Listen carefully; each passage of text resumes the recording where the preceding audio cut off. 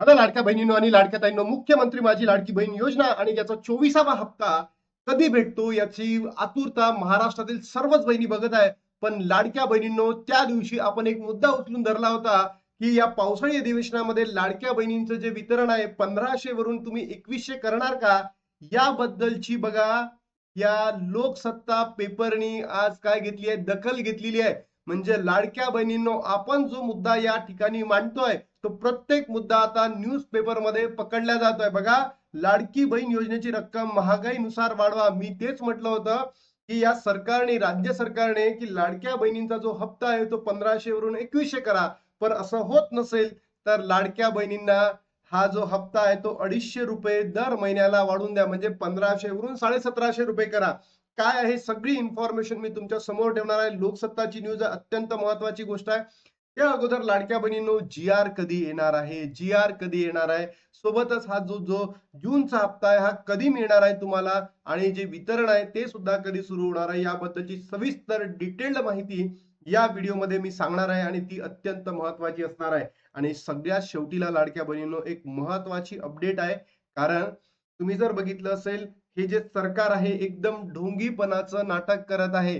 गेल्या कालावधीपर्यंत जर तुम्ही बघितलं असेल तर 2,47,00,000 बहिणी या योजनेमध्ये पात्र होत्या आणि आता त्यांची जी संख्या आहे 1,69,00,000 इतकी झालेली आहे. आणि यामध्ये जर तुम्ही बघितलं असेल, सरकार हळूहळू लाडक्या बहिणींचा जो नंबर आहे तो कमी करत आहे. आणि यामध्येच लाडक्या बहिणींनो, तुम्ही बघा, एक महिना होऊन गेला, आता दुसराही महिनाचे ऑलमोस्ट 7-8 दिवस होऊन गेले, तरी सुद्धा जी आर नाही आलेला आहे आणि तुम्हाला पैसे वितरण सुद्धा झालेले नाही आहेत.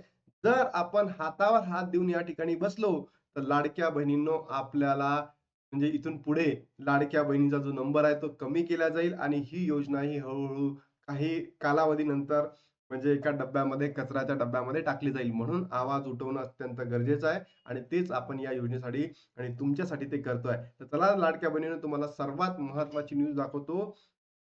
लाडकी बहीण योजनेची रक्कम महागाईनुसार वाढवा. बघा, 7 जुलै 2026 सकाळी 8:40 न्यूज आहे. म्हणजे आजची न्यूज आहे लाडक्या बहिणींनो. मी तुमच्यासाठी हा मुद्दा उचलून धरला होता की लाडक्या बहिणींना 2100 रुपये द्या. या पावसाळी अधिवेशनामध्ये लाडक्या बहिणींना 1500 वरून 2100 वाढवून द्या. जर तुम्ही ते करू शकलात नाही तर तुम्ही 250 रुपयांनी वाढवा. म्हणजेच लाडक्या बहिणींना 1750 रुपये करून द्या आणि हळूहळू मग तुमची जी स्थिती निर्माण होईल त्याच्या हिशोबाने तुम्ही करून द्या.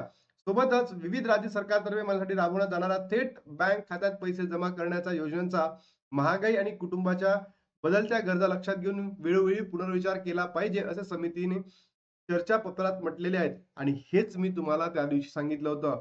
मुख्यमंत्री माझी लाडकी बहीण योजनेवर अनेक नामांकित अर्थतज्ञांकडून आक्षेप नोंदवले गेले असले तरी योजनेचे उघड समाधान करणारे आणि यामुळे महिलांची बचत किंवा कुटुंबावरील खर्चात लक्षणीय वाढ झाल्याने सांगणारे मत खुद्द पंतप्रधानांच्या आर्थिक सल्लागार समितीने सोमवारी व्यक्त केली आहे.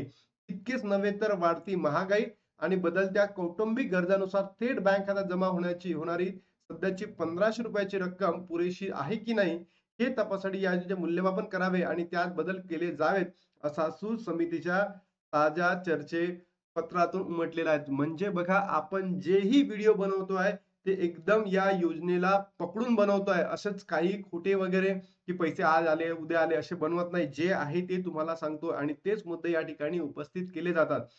विविध राज्य सरकारतर्फे महिलांसाठी राबवल्या जाणाऱ्या थेट बँक खात्यात पैसे जमा करण्याच्या योजनेचा महागाई आणि कुटुंबाच्या बदलत्या गरजा लक्षात घेऊन वेळोवेळी पुनर्विचार केला पाहिजे, असे समितीने चर्चापत्रात म्हटले आहे.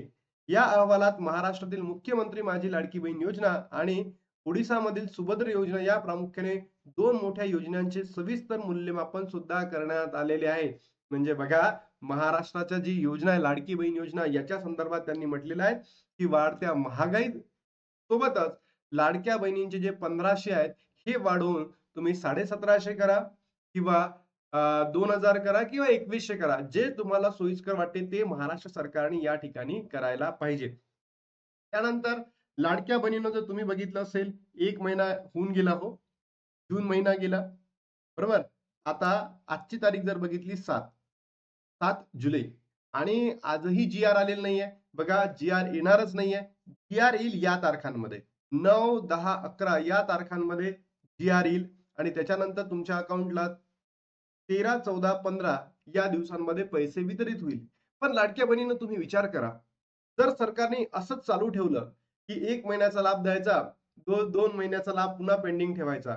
मग तुमचा जो बचतीचा जो मार्ग आहे किंवा तुमच्या मुलांचं शिक्षण आहे, तुमच्या मुलांची तब्येत आहे किंवा फॅमिलीचं काहीतरी फायनान्शियल कंडिशन आहे, ती कशी योग्य पद्धतीने होईल?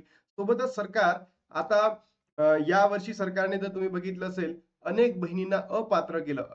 काही न्यूजपेपरमध्ये 82 लाख बहिणी अपात्र केल्या, काही न्यूजपेपरमध्ये 80 लाख बहिणी अपात्र केल्या. बरोबर? आपण एक नंबर पकडू की 80 लाख बहिणी अपात्र झाल्या. आता पुन्हा ई-के-वाय-सी होईल. आता या जून महिन्यामध्ये दरवर्षी ई-के-वाय-सी होणार होती. जून गेला, आता जुलैमध्ये वाट बघू की ई-के-वाय-सी होते की नाही. बरोबर?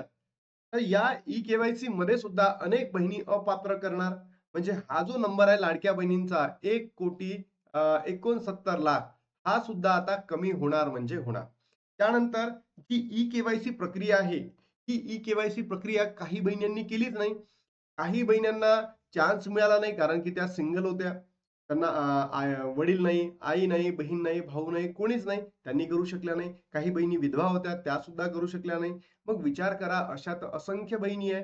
सोबतच पहिल्याच वेळेस काही बहिणी अशा होत्या, की त्यांना ई-के-वाय-सी करण्याची भीती वाटत होती. ती भीतीपोटी त्यांनी ई-के-वाय-सी केली नाही. मग अशाही बहिणी आहे. मग या सर्व गोरगरिबीण बहिणींचं काय होणार आहे, याबद्दल सरकारसमोर आपण आवाज उठवणं अत्यंत गरजेचं आहे. आणि महाराष्ट्रातल्या प्रत्येक युट्यूबर्सला सुद्धा मी हेच म्हणतोय, की तुम्ही सुद्धा योजनेसाठी लाडक्या बहिणींच्या हितासाठी आवाज उठवा. अन्यथा हे जे सरकार आहे, काही कालावधीनंतर या योजनेला बंद करण्याच्या उद्देशाने काम करत असल्यासारखं आपल्याला वाटतं. म्हणून मी तुम्हाला एवढंच सांगतोय लाडक्या बहिणींनो, या व्हिडिओला महाराष्ट्रातील तमाम बहिणींपर्यंत पोहोचवा. कारण आपल्याला आपला लाभ बंद होऊ द्यायचा नाहीये आणि जे केंद्र सरकारच्या समितीने जो निर्णय दिलेला आहे, की वाढत्या महागाई बरोबरच या योजनेचा भत्ता सुद्धा वाढवायला पाहिजे आहे. हे सुद्धा आपल्याला उचलून धरणं तितकंच महत्वाचं आहे, अत्यंत गरजेचं आहे. तुमच्या प्रतिक्रिया काय वाटतं नक्की कमेंट बॉक्समध्ये सांगा. सोबतच लाडक्या बहिणींनो, जी-आर कधी येईल मी तुम्हाला सांगितलं 8, 9, 10 या 3 तारखांमध्ये जी-आर प्रसिद्ध होईल. 8, 9, 10 या 3 दिवसांपैकी जूनचा हप्ता कधी मिळणार लाडक्या बहिणींनो? तर जूनचा हप्ता तुम्हाला मिळणार आहे 13, 14, 15 या 3 दिवसांमध्ये. त्यानंतर तुम्हा सर्वांना सांगायचं आहे, की लाडक्या बहिणींनो घाबरू नका. आपण प्रत्येक लाडक्या बहिणींचा आवाज सरकारपुढे मांडूयात आणि आपल्या ज्या मागण्या आहेत त्या परिपूर्ण करून घेऊयात. जर तुम्ही सपोर्ट करत असाल तर नक्की लाडक्या बहिणींनो एक तर थंब द्या किंवा सपोर्ट लिहा. कारण आपण जर आवाज उठवला नाही तर समजून घ्या यावेळेस म्हणजे मागच्या वेळेस ई-के-वाय-सी दरम्यान अनेक 82 लाख बहिणी अपात्र झाल्या. असाच नंबर यावर्षी सुद्धा ई-के-वाय-सी केल्यानंतर येणार आहे आणि तुम्ही सुद्धा अपात्रामध्येच जाणार. आज पात्र आहेत, पण उद्या अपात्र ठरणार आहेत. सोबतच पेंडिंग लाभ लाडक्या बहिणींना का दिला जात नाही, ते सुद्धा या ठिकाणी अपेक्षित आहे, की सरकारने ज्या बहिणी पात्र होत्या, त्यांचा खरंच पेंडिंग लाभ द्यायला हवा. तुम्हाला काय वाटतं, पेंडिंग लाभ द्यायला पाहिजे की नाही द्यायला पाहिजे? नक्की कमेंट बॉक्समध्ये सांगा. आता या ठिकाणी थांबतो आणि भेटतो तुम्हाला नवीन व्हिडिओमध्ये. तोपर्यंत जय हिंद, जय महाराष्ट्र, जय श्रीराम.